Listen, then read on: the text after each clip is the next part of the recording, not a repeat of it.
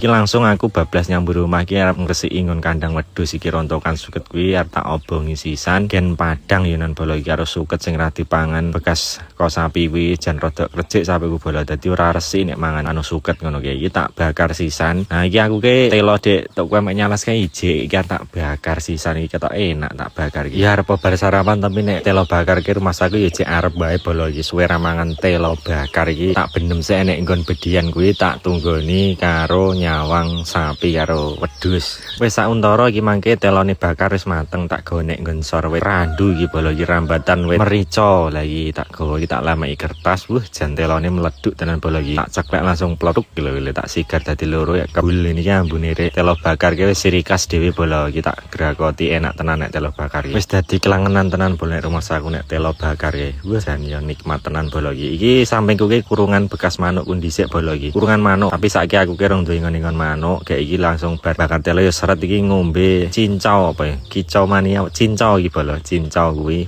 jan ya adem-adem seger iki nak nyes di bareng mangan telo bakar karo ngombe cincau kuwi lah mburiku kae ring bolo kae nang rembuyu kae wis mungkin ngene bolo iki. Terima kasih sudah menonton, dadah.